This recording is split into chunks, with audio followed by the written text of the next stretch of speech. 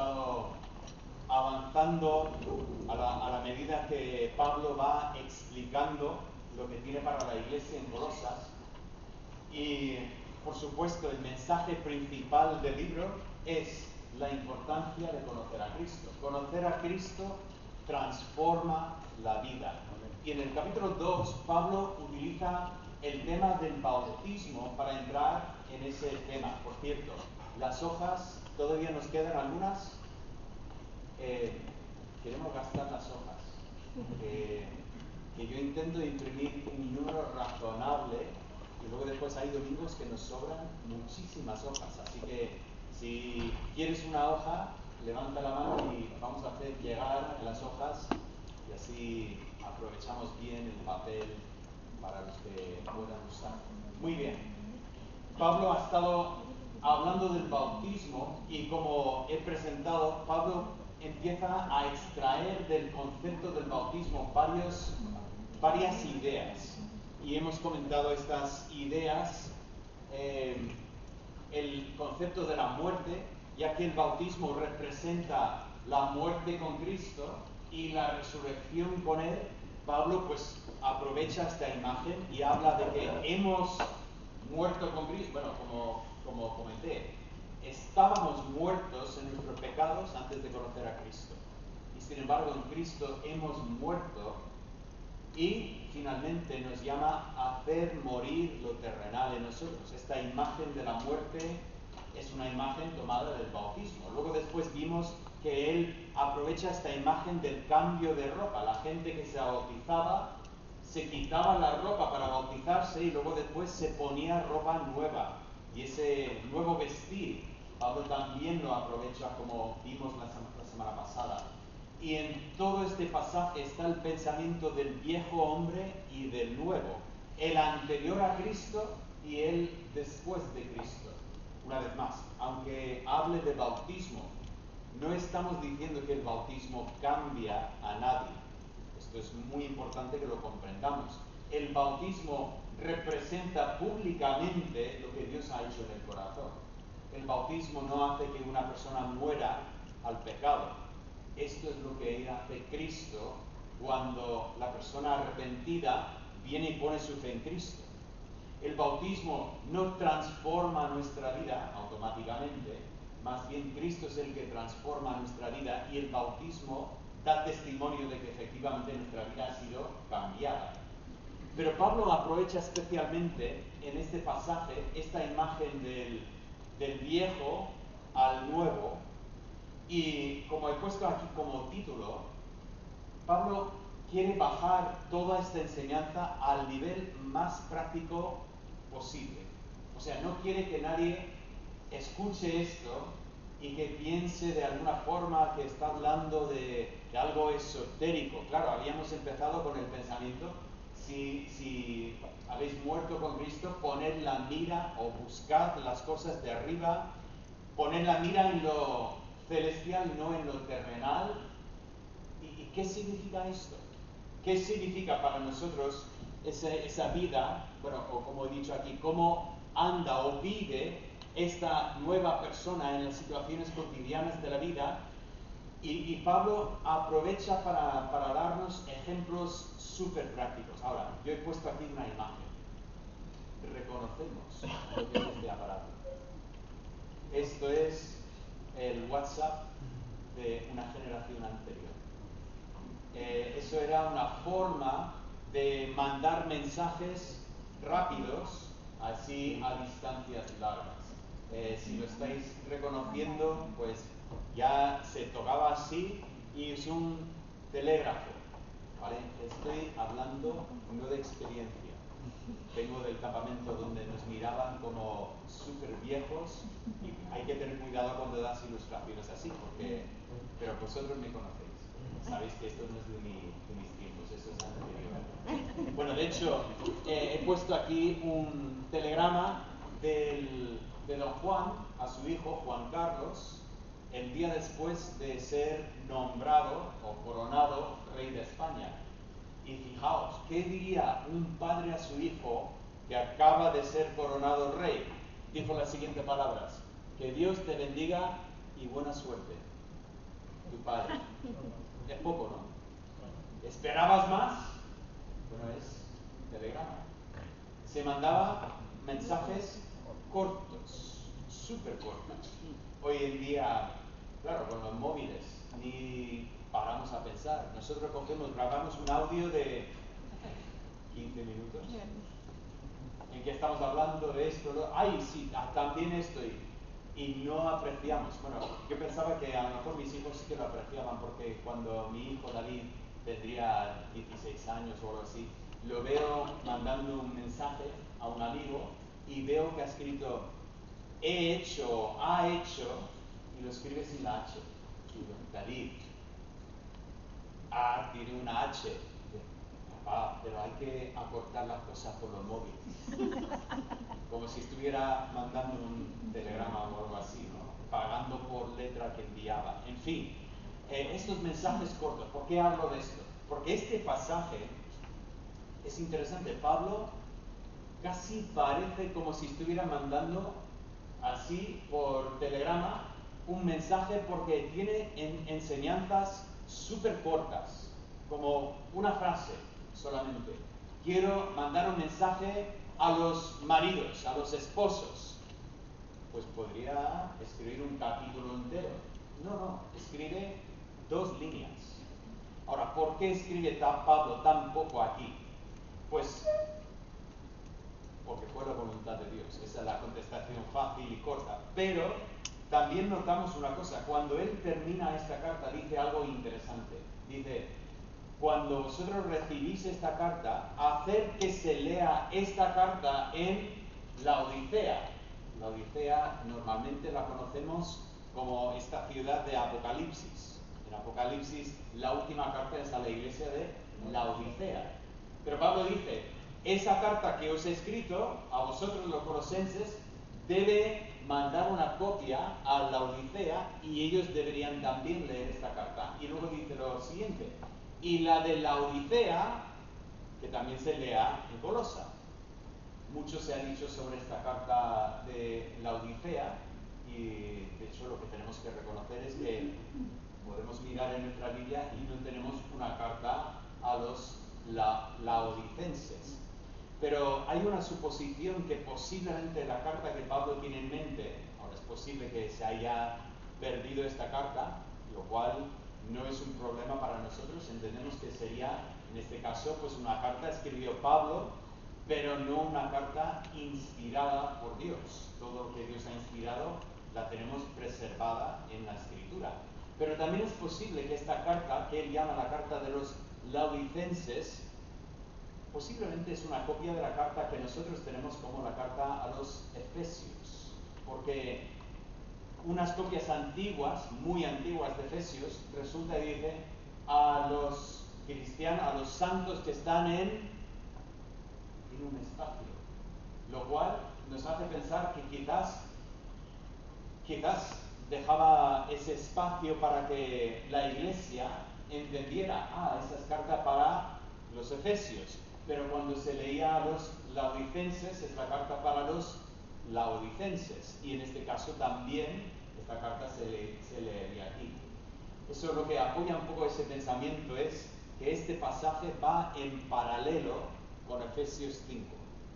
O sea, todo lo que Pablo dice en Colosenses 3, Pablo dice exactamente lo mismo, ¿no? Pero los mismos temas en Efesios 5 y 6.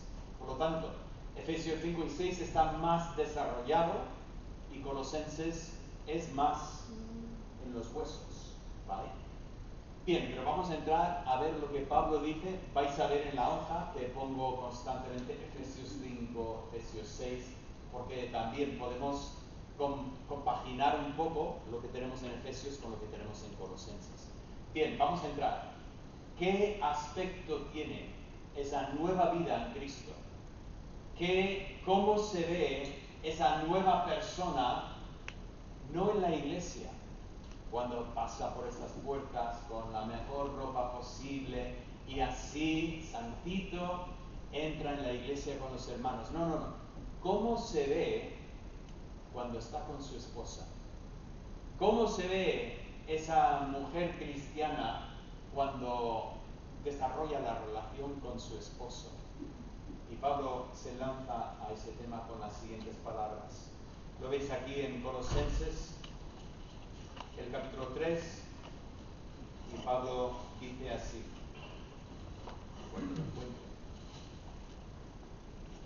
Bien, arranca con estas palabras. Casadas, estad sujetas a vuestros maridos, como conviene en el Señor. Voy a empezar con el matrimonio cristiano. ¿Cómo es este matrimonio renovado?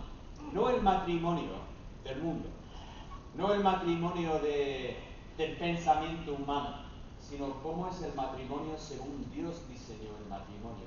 Y Pablo empieza con las mujeres y empieza de una forma que sinceramente llama la atención. Recuerdo que había uno que hace años que vivía en San Vicente y se congregaba con nosotros y me dijo una vez: David, si tú predicas esto, te podrían detener.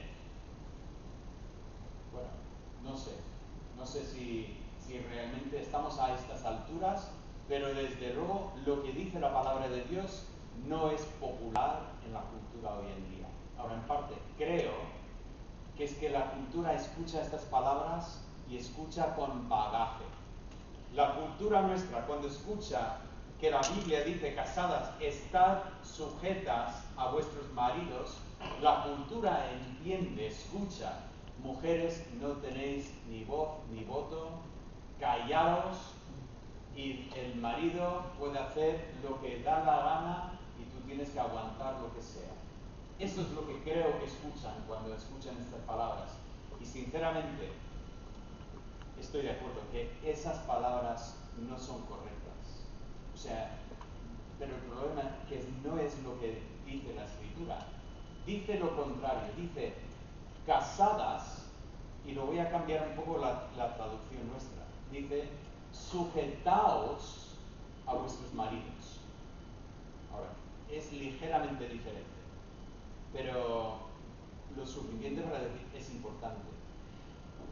Estad sujetas abre la puerta quizás a ese pensamiento de que el hombre puede sujetar a su esposa, dominar, llevar, maltratar, pero ese no es el pensamiento aquí para nada. El mandamiento no es para los hombres, el mandamiento es para las mujeres.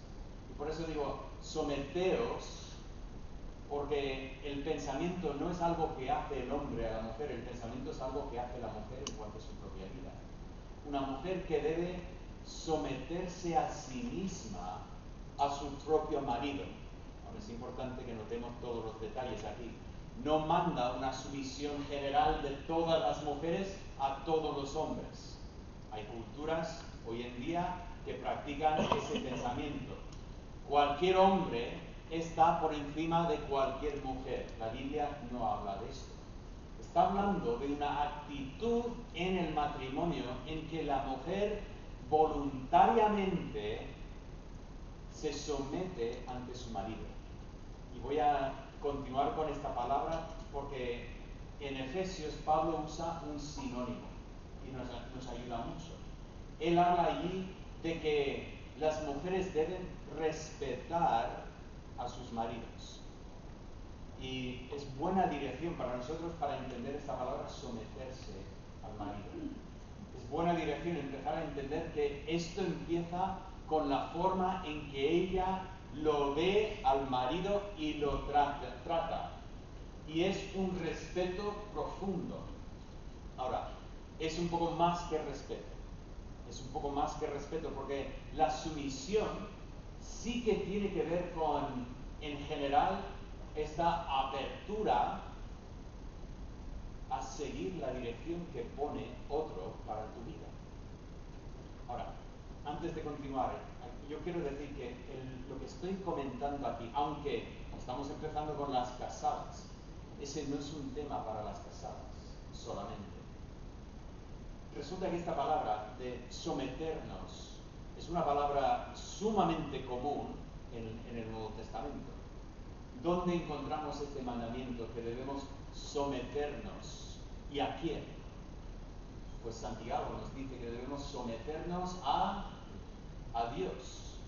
O sea, empezamos con el pensamiento, todo cristiano, todo ser humano realmente tiene la obligación de someterse ante Dios. ¿Qué significa esto? Respetar, desde luego, pero yendo incluso más allá de sencillamente, pues yo le respeto a Dios, pero hago lo que me da la gana. No, no funciona así. Es que tenemos una obligación de reconocer quién es Dios y ceder ante su voluntad. Empezamos con Dios. ¿Dónde más encontramos esta palabra? Pues encontramos que debemos someternos a las autoridades civiles. Sí, podemos entender que menciona, por ejemplo, honrar al rey, y tenemos este pensamiento de reconocer las autoridades políticas, pero no termina con la política, pues llega, se infiltra hacia abajo hasta, podemos hablar de policías, podemos hablar de profesores, bueno, podemos hablar de cualquier persona en la sociedad que tiene cierta responsabilidad sobre nosotros. Tenemos que someternos ante estas autoridades. Ahora, antes de continuar, pregunto, ¿significa esto que tenemos que obedecer ciegamente a cualquier autoridad sobre nosotros? Para poner un ejemplo, si nuestro jefe en el trabajo nos dice, mañana viene al inspector, y cuando el inspector venga y te pregunte, quiero que digas que ayer no viniste a trabajar, o que en verano no te obligué a trabajar cuando hacía 48 grados y todo lo demás estaban yendo a su casa. Un momento, es la sumisión que estamos viendo aquí. Significa que tenemos que pecar, tenemos que mentir si nos mandan a mentir. ¿Cómo lo entendemos? No significa eso. ¿Cómo sabemos que no significa esto? Tenemos el ejemplo de los apóstoles. Fueron a predicar en el templo y cuando las autoridades les llevaron, dijeron, no podéis hablar más en este nombre. Y dijeron que, vale, tengo que someterme a las autoridades. No, dijeron, mirad vosotros, ¿qué tenemos que hacer? Porque tenemos una autoridad superior sobre vosotros que nos manda a predicar esto. Entonces, ¿a quién tenemos que obedecer? Tenemos que obedecer a Dios en primer lugar y al ser humano en segundo lugar. Significa que siempre y cuando las autoridades civiles no piden que vayamos en contra de lo que Dios ha dicho, tenemos que obedecer. Pero si piden que vayamos en contra de lo que Dios ha hecho, ¿qué tenemos que hacer? Respetar, pero desobedecer. ¿Lo habéis entendido? O sea, nunca tengo derecho a faltar respeto a las autoridades que están establecidas sobre mí, aunque no me guste. Pero sí que no siempre tengo que obedecer. Eso es importante, porque cuando llegamos al nivel que estamos aquí, este pasaje no habla de que la mujer tiene que hacer lo que dice el marido, aunque sea pecado, aunque vaya en contra de su conciencia, etcétera, etcétera. Bien, continuamos. ¿A dónde más vemos esto de sumisión en la sociedad o en la Biblia? No solamente a Dios, no solamente a las autoridades civiles, llegamos a la iglesia. A la iglesia, a someterse a los que ministran la palabra. Cuidado con este pensamiento, porque hay pastores, tristemente, que aprovechan de un púlpito para meter sus dedos en las vidas de las personas e intentar manipular a las personas. Una vez más, esto no es lo que enseña la Biblia. La autoridad del pastor, ¿cuál es? Esta es mi autoridad. Cuando yo expongo lo que Dios dice en su palabra, yo hablo con la autoridad de Dios. cuidado, la Biblia te manda a someterte a las autoridades que Dios ha puesto, pero cuidado, yo tengo que estar en mi lugar. En el momento que hablo fuera de la palabra de Dios, mi opinión no cobra más valor. Pero es importante que escuchemos y nos sometamos a las autoridades que Dios ha puesto en nuestra vida, y la iglesia es un sitio más. Si continuamos, pues encontramos que los hijos han de someterse a sus padres. Jesús es el ejemplo. Se sometió Jesús a sus padres. Una pregunta, ¿tú crees que José y María eran perfectos? ¿Tú crees que en algún momento José le pidió a su hijo algo que no hacía falta para Jesús? Yo te aseguro que José más de una vez coge a Jesús y dice: Jesús, mira, no vayas con los amigos estos, que no me gustan. Quizás no hacía falta decir esto a Jesús, porque Jesús podría haber ido con estos amigos, pero jamás hubiera pecado. Pero Jesús por eso se rebeló contra su padre, porque ¿quién eres tú para decirme? No, es la autoridad que Dios ha establecido. Y eso me enseña que esto de la sumisión, cuidado, no es algo que solo se hace en el caso perfecto. Hay que someterse al pastor que sea perfecto, al presidente, rey, policía, profesor que sea perfecto, no. Tenemos que aprender a someternos a personas imperfectas. Qué fuerte el pensamiento. Y si queremos llegar al fondo del asunto, qué interesante que en Efesios Pablo sencillamente dice así: someteos los unos a los otros. Qué bonito el pensamiento de tener una iglesia donde cada hermano está dispuesto a respetar a otro hermano. Y esa sumisión mutua se ve en todas partes de la iglesia. Pero estoy fuera del tema. El tema es: casadas, someteos a vuestros maridos. Y Pablo, en ese estilo telegrama, sencillamente dice como conviene. Eso no es para decir, si me conviene, me someto, y si no me conviene, me somato. No. El pensamiento es: esto es lo que es correcto delante de Dios. Incluso en Efesios, Efesios lo cambia, dice, esto es, a ver, ¿cómo dice Efesios? No, perdón, eso es otro momento. Pero en Efesios habla del tema que está detrás de esto, y es el tema de lo que es ser cabeza. Que resulta que Dios ha establecido al hombre, le ha dado una carga de responsabilidad sobre sus hombros. Dice: tú eres el primer responsable de esta casa. Y la mujer dice: debes reconocer, respetar, apoyar y hacer todo lo posible para que tu marido sea exitoso en ese trabajo que Dios le ha dado. ¿Es fácil esto? Pregunto, mujeres. ¿Es fácil esto? Para nada. ¿Por qué? Porque yo estoy mirando a los hombres en esta congregación y digo: ay, perdón, estaba mirando el espejo. Es curioso que Dios haría eso. Mira, Gustavo se va. Está preocupado. Me miro en el espejo y digo: pero yo no soy perfecto. Y sin embargo, Dios dice: no pasa nada.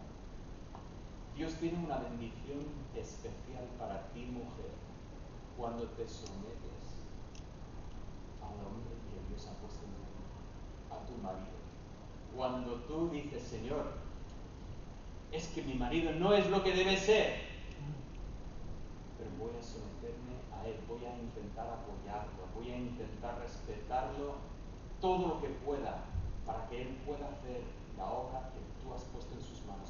Mujer, cuando tú haces esto, sabes que esto es especial en Dios. Yo creo que Dios derrama su gracia. Donde abunda el pecado, sobrepuja la gracia. Y Dios dice, créeme,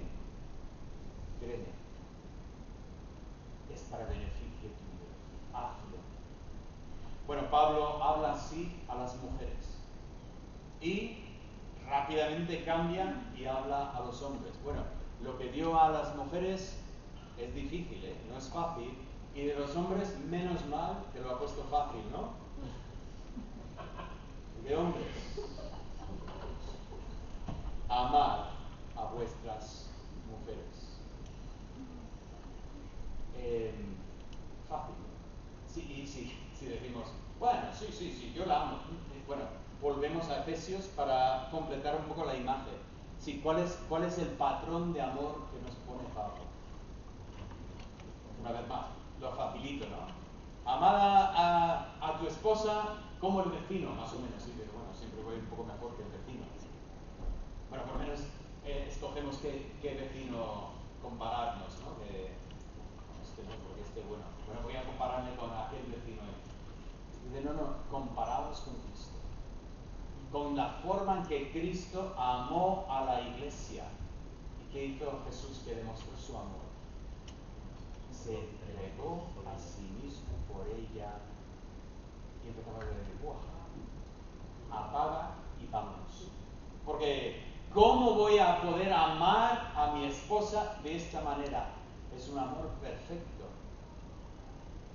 Y aquí está el momento que las mujeres igual estáis tentadas a pensar, claro, si mi esposo me amara como Cristo ama la iglesia, yo lo respetaría. Pero quiero que notéis una cosa, que Pablo no hace ningún nexo entre estas dos frases.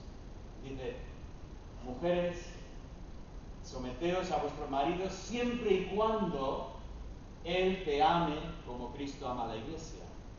Esa sería muy fácil para Pablo meter en la palabra así, siempre y cuando, pero no lo hace. Maribel y yo estamos leyendo un libro, bueno, eso de estamos, no hemos tocado el libro en 3 semanas, pero volveremos y seguiremos leyendo. Pero el libro era muy sencillo y hablando de estos dos temas, dice, hay 3 formas distintas en que esto puede ocurrir. Hay un ciclo de bendición. Bueno, él usa otras palabras, pero voy a usar las mías, si no hay problema de copyright. Hay un ciclo de bendición. ¿Qué ocurre en el ciclo de bendición?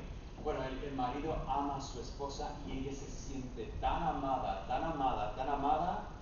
que bueno, el respeto y la sumisión nace de ella y cuanto más le respeta a ella a él, bueno, más le ama a ella y es un ciclo de estos que empieza a coger velocidad y al final va tan rápido y sinceramente eso es precioso.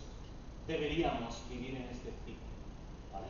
Pero tristemente muchas veces no lo hacemos. Ahora, él habla del otro ciclo, creo que lo llama algo como de locura. El ciclo de locura. ¿Qué es lo que pasa? Pues el marido, bueno, de hecho, debería hablar de esta frase. Él dice, no seáis ásperos con ellas. Miré otra traducción que decía, no seáis duros con ellas. Bueno, el marido no es que no ame a su esposa, pero es que a veces somos un poco tontos. Eso no es una excusa para ser tontos, pero es una realidad. Somos un poco tontos. Y a veces empezamos a tratar a esta mujer que tenemos al lado, nuestra compañera de vida, la empezamos a tratar como si fuese una máquina del campo. Una máquina del campo que arrancas, haces trabajo, se ensucia, pero no pasa nada. Luego después un día de esto lo limpiaré. Que se rompe una pieza, pero bueno, sigue funcionando, así que sigue trabajando con la máquina porque total todavía funciona. Y a veces podemos empezar a tratar a nuestra esposa de forma áspera, dura. ¿Y qué es lo que pasa? Conforme nosotros no hacemos que ella se sienta amada, ella empieza a no mostrar respeto ni someterse. Y por lo tanto, nosotros sentimos la tensión y nosotros mostramos aún menos amor. lo cual hace que ella directamente sea hostil y así el ciclo continúa. Y no lo tengo que describir más porque yo creo que todos hemos vivido esto, tristemente. Pero hay un ciclo en medio de estos dos ciclos. Un ciclo en que un marido que no ama a su esposa como debe es a veces áspero con ella y sin embargo ella elige obedecer a Dios y respetar y someterse a su marido. O una situación en que un marido ve que su esposa realmente le desprecia, le mira mal, le habla fuerte, y sin embargo, aunque no nace de él naturalmente, intenta amarla y hacer todo lo bueno para ella. Uf, este último ciclo es complicado. El autor mismo que escribía este libro es curioso porque él mismo dice, no, mi esposa y yo muchas veces estamos en el ciclo de locura. Lo bueno es que lo notamos antes que ahora que antes. Antes nos metíamos en este ciclo y estábamos días en el ciclo. Ahora enseguida lo notamos. Pero él dice, mira, este ciclo de medio es que no es fácil para nadie. Pero una vez más, es lo que Dios está llamándonos a hacer. Y Pablo habla de forma tan práctica. Pablo, oye, buscad las cosas de arriba. ¿Qué significa esto? Significa, hombres, vete a tu casa y ama a tu esposa. Mujeres, respetad a vuestros maridos, someteos a él, apoyarlo en lo que está haciendo. Sí, pero no lo está haciendo bien. Encuentra algo que está haciendo bien y apóyalo. Decirlo así, ¿sabes lo que se va a notar? Esa nueva persona, ese cambio. Deberíamos poder ver en nuestras vidas que había un momento en mi vida en que, vamos, yo hubiera hablado mal, pues le habría maldecido, podría haber levantado la mano, pero Dios me ha cambiado. Y soy diferente, soy otra persona. Y debería haber un ambiente de amor y respeto en la casa que da testimonio de que aquí ha habido un cambio de vida. Lo que a veces me preocupa es que veo parejas del mundo y casi parece que tienen más amor y respeto de lo que encuentro en algunos creyentes. Qué vergüenza que nosotros que hemos sido salvados por la gracia de Cristo, que tenemos al Espíritu Santo en nosotros, que no vivamos esto. No rompe la cabeza, es difícil, pero es que es sencillo lo que pone delante de nosotros. Pablo habla de un matrimonio totalmente renovado. Y continúa. Habla de una familia renovada también. Hijos. Bueno, ¿dónde tengo a mis hijos? Bien, hijos. No sois muchos, así que os voy a mirar y a hablar. Obedecer en todo a vuestros padres. Ahora es el momento que algún hijo me va a decir, espera, ¿y si mis padres me piden que roba un banco? Bueno, primeramente creo que podemos descartar esa posibilidad. Yo creo que vuestros padres nunca van a pedir que robéis un banco, ¿vale? Pero una vez más tenemos que volver a lo mismo que dije hace un momento en cuanto a la sumisión. La sumisión no significa que tenemos que obedecer ciegamente. Y aquí cuando dice obedecer en todo, obviamente no está pensando en una situación de abuso, una situación de crimen, situaciones así. Más bien lo que Pablo tiene en mente es evitar algo que en nuestra cultura tristemente es muy común. Es la negociación con hijos. Hace unos años era una frase importante, ¿no? El gobierno no negocia con terroristas. Bueno, eso lo decían mientras tenían reuniones secretas con personas, pero bueno, eso aparte. Los padres hay que tener cuidado que no caemos en el error de negociar con nuestros hijos. Ahora, conforme crecen los hijos, Bien. Conforme crecen los hijos, sí, cada vez hay más conversaciones, pero cuidado. Lo primero es que lo que hay que aprender es hay que obedecer a vuestros padres. Y va a lo mismo. Dios ha establecido a vuestros padres en vuestra vida y tenéis que respetar a vuestros padres, y los niños deben obedecer en todo a sus padres. Me encanta lo que dice Pablo. Su explicación: esto agrada al Señor. ¿Sabes que Dios creó la familia? Eso no es un invento humano.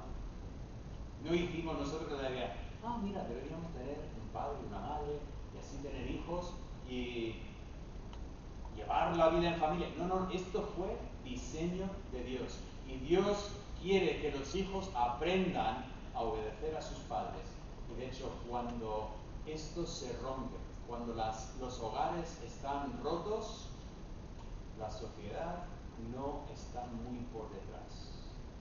Si los hijos no saben obedecer a sus padres, ¿qué van a hacer con los policías el día de mañana? Por lo tanto, agrada a Dios que haya orden en casa. Hijos, no os quejéis nunca de vuestros padres. ¿Tendréis excusa, motivo? Seguro. Porque ningún padre es perfecto. Pero dar gracias a Dios por los padres. Y aprender a obedecerles en todo. Agrada a Dios. ¿Quieres hacer lo que agrada a Dios? Pues muy fácil, o muy simple por lo menos. Obedece a tus padres. Pero Pablo no deja escapar a los padres tampoco. Padres, aquí viene, no exasperéis a vuestros hijos. Esa palabra exasperar. Los padres, estamos en una posición de autoridad sobre nuestros hijos y fácilmente podemos exasperar a nuestros hijos.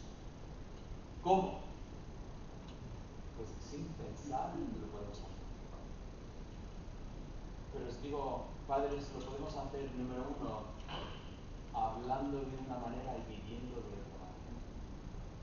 No hay nada más exasperante que la hipocresía, y nuestros hijos tienen una antena especial para la hipocresía.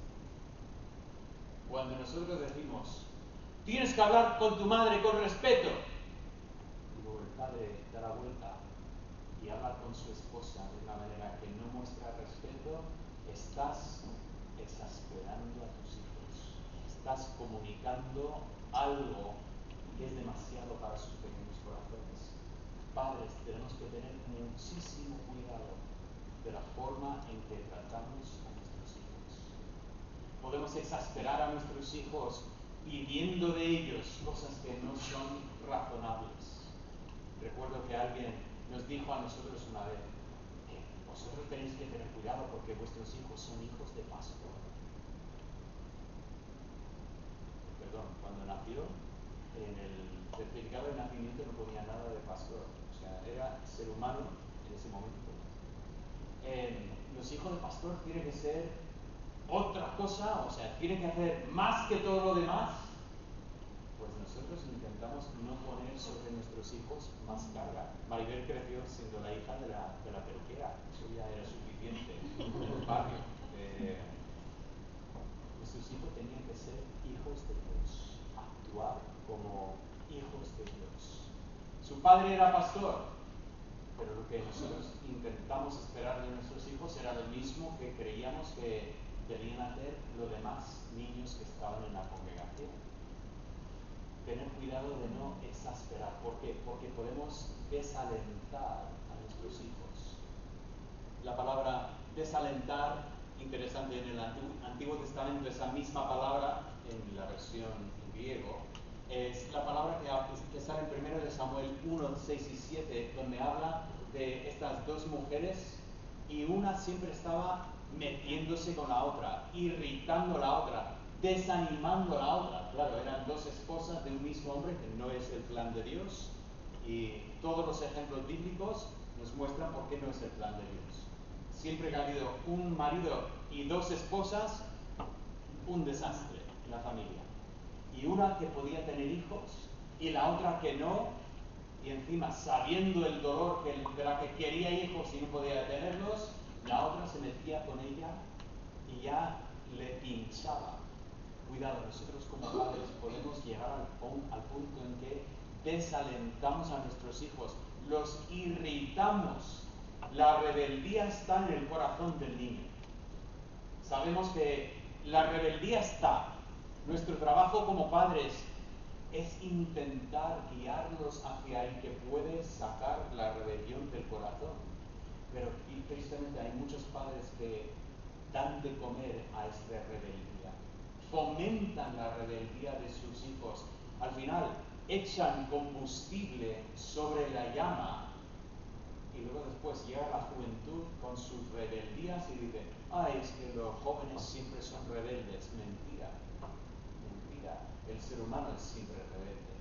Dios puede cambiar el corazón y eso es la esperanza, la única esperanza de cualquier padre cristiano, la obra del Espíritu Santo en el corazón de sus hijos. Padres, os digo una cosa, la mejor forma de hacer esto, de no exasperar a tus hijos, de no desalentarlos,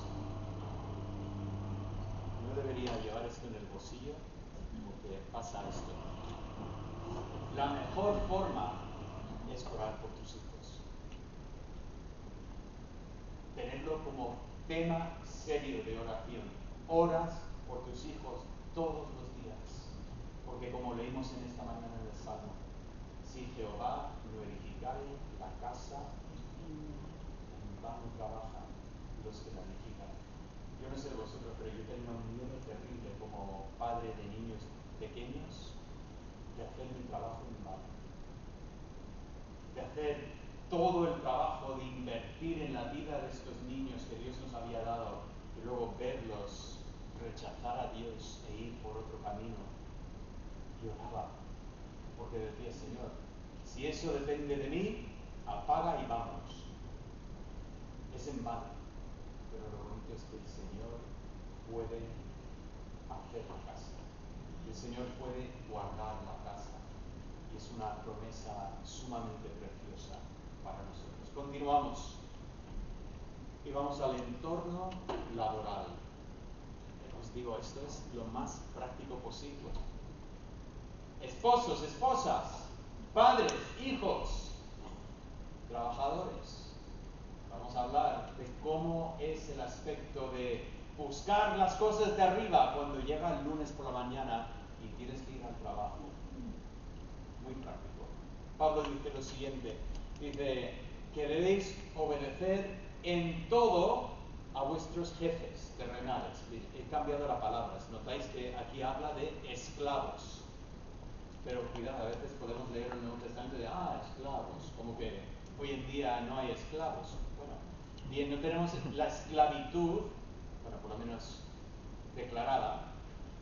Los futbolistas ya hablan en términos de esclavitud, ¿no? Han pagado tantos millones para este y no puede salir de su contrato porque él pertenece al club. Bueno, es la esclavitud. Claro, esclavitud donde ganan millones, pero bueno, en fin, esclavitud de todas formas. Pero si lo ponemos en nuestro contexto, está hablando a los trabajadores y dice, trabajadores debéis aprender a obedecer a vuestros amos o jefes terrenales. No está de moda hacer eso.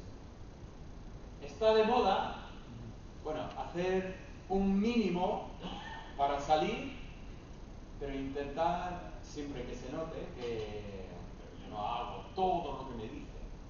Y es curioso porque Pablo, esta es la sección donde más palabras echa. Mira, aquí tenemos del versículo 22 hasta el final del capítulo, del 25, y continuando en el capítulo 4, el versículo 1. Pablo dedica un poco de tiempo a desarrollar este pensamiento y dice lo siguiente, trabajadores, no debéis trabajar solo cuando os están mirando. Recuerdo con 16 años cogí un trabajo pintando. Bueno, no nos dejaban entrar a pintar casas. Yo estaba pintando las aceras, o sea, el bordillo. Recuerdo que hacía una temperatura terrible, igual hacía tipo 40 grados con una humedad de 90%. Y entonces estás ahí al sol, nos daban una gorra, algo es algo. Y a pintar. Recuerdo un día estaba pintando en amarillo. Eso significa que no se puede aparcar. Entonces, pintando en amarillo ahí bajo el sol y termino, estoy ahí mirando mi trabajo, ¿sabes? La satisfacción que trae ver tu trabajo, y viene un coche y hace y dejó marcada toda el bordillo de... Digo, me voy. Digo, claro, igual tendría que haber vuelto a pintarlo todo, pero digo, no, hoy no. Que venga mi jefe. Bueno, la tentación siempre era esa. Hacer un mínimo de trabajo. Recuerdo que, claro, para pintar tienes que poner la cinta antes de pintar, ¿no? Para que no cruza. Ponía la cinta. Cuando teníamos que quitar la cinta, empiezas a quitar la cinta y se hace una bola. Y tenía 16 años. Ya tienes una bola. ¿Qué haces con la bola? Bueno, teníamos palos, porque el palo de la rodilla. Entonces empezamos a jugar al béisbol. Bueno, no veas que estamos en medio de este juego que habíamos inventado con bola de tinta y tal, y entró el jefe. Como saltamos para intentar parecer que estamos pintando. Esa es la condición humana. O sea, nuestro jefe, su único trabajo era estar viéndonos a nosotros para que nosotros trabajáramos. Porque si él se quedaba en el despacho haciendo papeles o lo que fuera, pues nosotros no trabajábamos. Tenía que estar ahí para de vez en cuando pasar y por lo menos cuando él estaba trabajábamos. Pues la tentación siempre es la misma. De trabajar solo cuando se están mirando, y Pablo dice, no, un cristiano, uno que ha sido transformado por Cristo, no trabaja cuando lo están mirando, porque trabaja de corazón sincero. Él hace el trabajo como si estuviera trabajando para sí mismo. Qué bonito hacer trabajo así. Él dice, es no solamente de corazón sincero, sino hacerlo con todas tus fuerzas. Aplicarte personalmente en el trabajo. Y lo dices como si lo estuvieras haciéndolo para el Señor. ¿Quién es tu jefe? Claro, el autónomo dice, yo. Y por eso trabajo duro, porque soy mi propio jefe. Pero el cristiano dice, sí, pero mi jefe es el Señor. Y yo hago mi trabajo como si estuviera trabajando para Dios. Y ahora es el momento que me dicen, David, espera. Pero yo soy albañil. Yo soy lo que sea. Y dice, sí, correcto. Tú sabes que un mecánico puede arreglar tu coche y hacerlo como si estuviera trabajando para Dios, y esto es bonito ante Dios y bonito ante nosotros también, sinceramente. Si encontráis un mecánico que trabaja así, dime su nombre porque quiero llevar mi coche ahí. Pero eso es lo que Dios nos manda hacer, trabajar como si estuviéramos trabajando para Dios, y Dios es el que da la recompensa. ¿Veis que vemos esta parábola de Cristo cuando Él cuenta la historia y vienen los siervos y dice, vale, yo te he dado tanto, ¿qué me traes tú? Y el siervo que ha multiplicado lo que ha recibido, el Señor le dice, buen siervo y fiel, sobre poco has sido fiel, te voy a poner sobre mucho. E imaginamos que está hablando de la evangelización, de la edificación del templo, de la iglesia, de visitas en el hospital, todos estos trabajos espirituales. Y no estoy quitando importancia a estos trabajos espirituales. Pero ¿y si el Señor lo que más tuviera en mente sería el trabajo de una secretaria en oficina? La obra de una madre en su casa, que una vez más se pone a fregar los mismos suelos, aunque lo haya hecho ayer, lo vuelve a hacer hoy. Que si lo que él tuviera en mente es uno que está poniendo pladur un día de calor. Y decimos, sí, pero eso no agrada a Dios. Todo lo contrario. Dios dice, a mí me encanta ver a mis hijos trabajando, implicados en su trabajo. Se habla mucho de la ética de trabajo del protestantismo. Es terrible porque no es el protestantismo, es la palabra de Dios. Cualquier cristiano deberíamos entender que cuando voy al trabajo, yo puedo glorificar a Dios haciendo lo que me han dado para hacer y haciéndolo bien. Da igual lo que sea el trabajo. Pablo termina esa sección tan corta, aunque en nuestro capítulo, no sé quién ha hecho esta división, pero es para pillarlo bien, porque el capítulo 4 podrían haber hecho un versículo después, pero no, lo han puesto aquí. Pero jefes, ¿qué pasa con vosotros? Y un llamamiento a los jefes aquí pone a ser justos y rectos. Pero lo que dice me llama la atención, porque tenéis un amo, un jefe en los cielos. Cristo enseñó esta lección que es tan sencilla que se dice a todos los niños siempre. Hay que tratar a los demás como. Y los niños siempre dicen, ¿cómo te han tratado a ti? No, no. Hay que tratar a los demás como quieres que te traten a ti o como quieres que te hubieran tratado a ti. Incluso. Y aquí Pablo saca el mismo pensamiento para los jefes. Dice, sé tú el jefe que quieres tener tú. Piensa que tú tienes un jefe sobre ti que es Dios, la autoridad de Dios sobre ti. ¿Cómo quieres que Dios te trate? Pues así tratas a los demás. Y tengo que decir esto. Muchos de nosotros nos encontramos en medio de este pasaje. Porque al final somos trabajadores, trabajamos bajo órdenes de otras personas. Pero a la vez somos jefes sobre otros. O sea, somos personas bajo autoridad, pero tenemos gente bajo nuestra autoridad. Y por lo tanto, el pasaje entero es para nosotros. Tenemos que trabajar bien, como si estuviéramos trabajando para el Señor. Si mi jefe no ve nunca mi trabajo, que de hecho es mi caso, yo no sé, rellenamos informes todos los años sobre todo lo que hemos hecho. Yo creo que a nadie le importa en la universidad el trabajo que estoy haciendo con mis alumnos.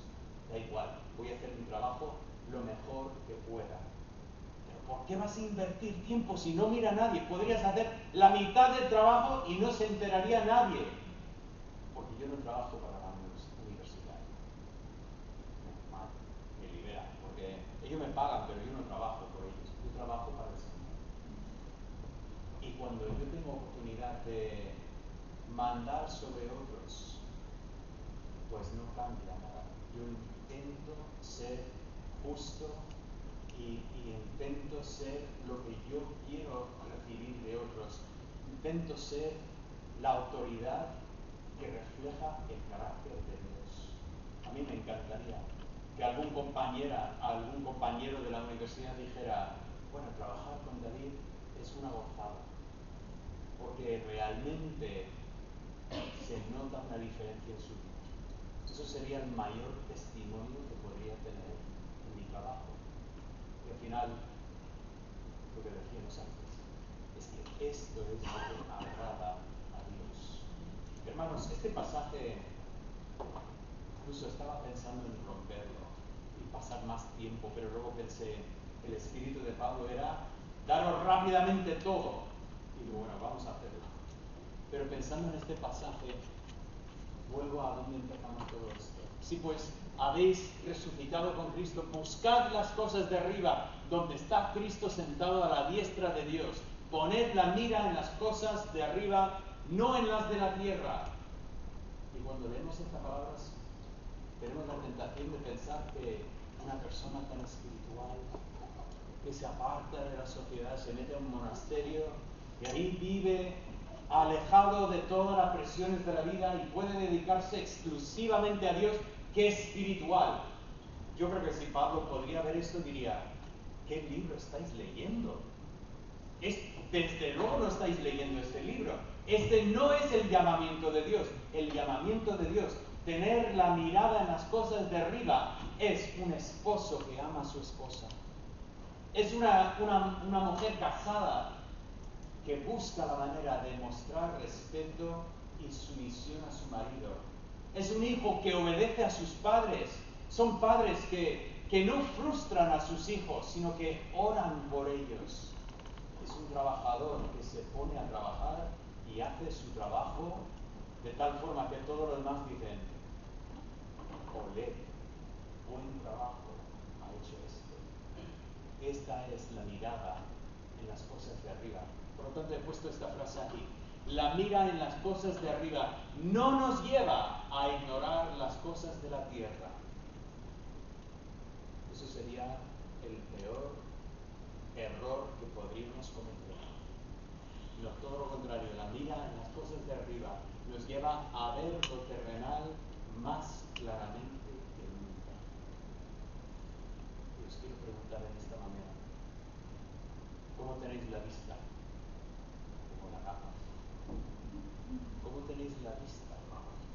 Porque tristemente temo que algunos de nosotros vamos por la vida sin gafas diciendo: yo veo.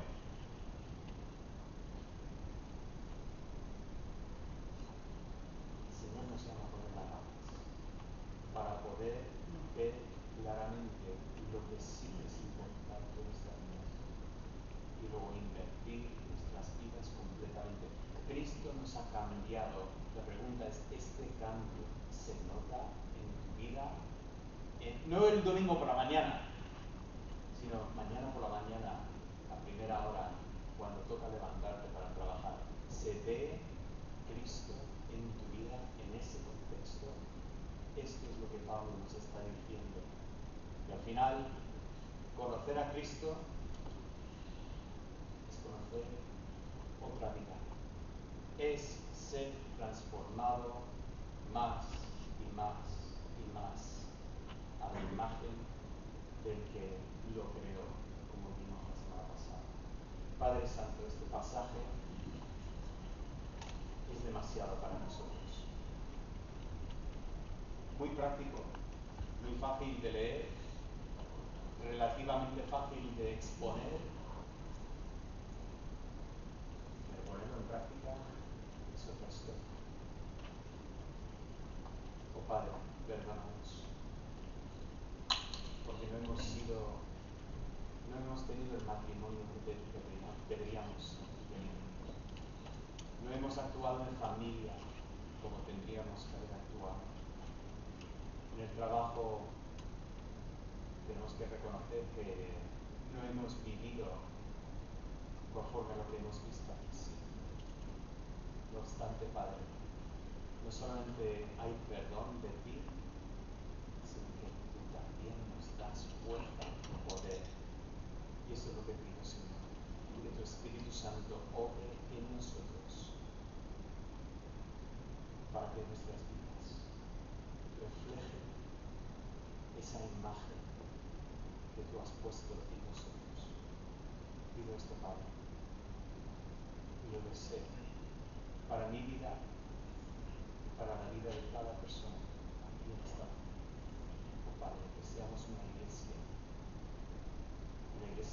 renovada, una iglesia transformada, de personas que no vivimos de la vieja manera, personas que vivimos conforme a tu voluntad. Lo pido en el nombre de Cristo Jesús. Amén. Amén. Quiero que cantemos en esta mañana